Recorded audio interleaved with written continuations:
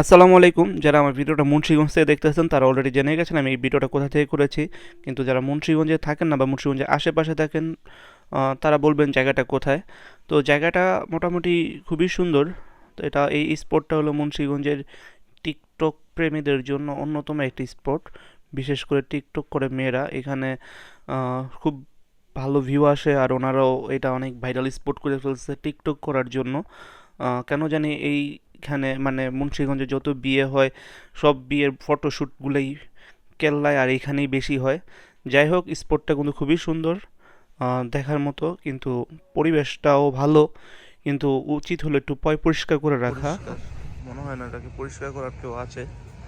তো মুন্সিগঞ্জের যথাযথ কর্তৃপক্ষের কাছে অনুরোধ, মুন্সিগঞ্জে এমনি ঘোরার জায়গা খুবই কম আছে, যে কয়েকটা আপনারা করে দিয়েছেন ওগুলাকে সঠিকভাবে রক্ষণাবেক্ষণ করেন।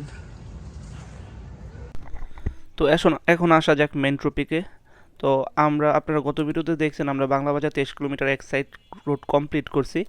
তো আজকে থেকে আমরা হলো যে শ্রীনগরের উদ্দেশ্যে ধাপ শুরু করলাম। তো আমরা প্রথম ধাপটা দিলাম মুন্সিগঞ্জের শিশু পার্ক থেকে। এইখান থেকে আমাদের মানে শ্রীনগর রোডের জার্নি শুরু হইলো।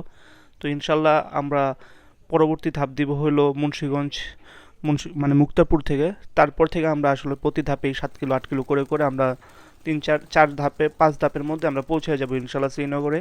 তো সবাই আমাদের জন্য দোয়া করবেন যাতে আমাদের এবারকে 3 রোডের একটা টুর্নামেন্ট আছে সেটাও আমরা খেলতে পারি, এবং মুন্সিগঞ্জে আরও একটা টুর্নামেন্টের আয়োজন করা হয়েছে 5 রোড, সেটা আসলে খেলতে পারবো কিনা জানি না, কিন্তু সর্বোচ্চ চেষ্টা করব।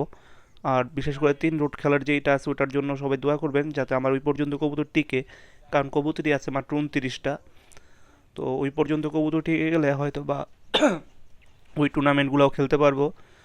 তো আজকে ওয়েদারটা খুব একটা ভালো ছিল না। আজকে বলতে আমি যে বৃহস্পতিবার কবুতরগুলো ছাড়ছি ওই দিন ওয়েদারটা খুব একটা ভালো ছিল না, খুবই বাজে ওয়েদার ছিল। তো এই বাজে ওয়েদারের মধ্যেও আমার কবুতর আলহামদুলিল্লাহ খুব ভালো রেজাল্ট করছে। ইভেন এই শিশু পার্ক থেকে আমার ওইখানে যাইতে 20 মিনিট সময় লাগছে, এই 20 মিনিটের মধ্যেই প্রায় 26টা কবুতর ঢুকে গেছে। তো আল্লাহর কাছে হাজার হাজার শুক্রিয়া, কবুতরগুলো এখন ফর্মে আসছে। তো সবাই দোয়া করবেন যাতে কবুতরগুলো এই ফর্মগুলো ধরে রাখতে পারে।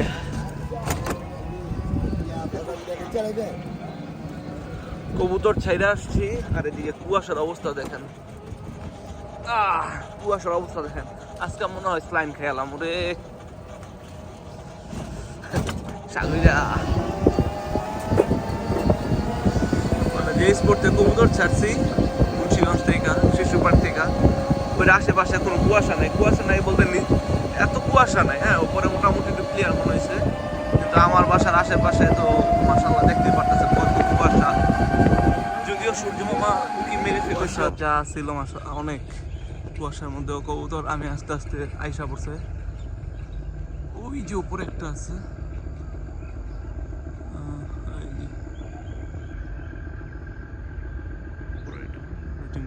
দেখবেনও না।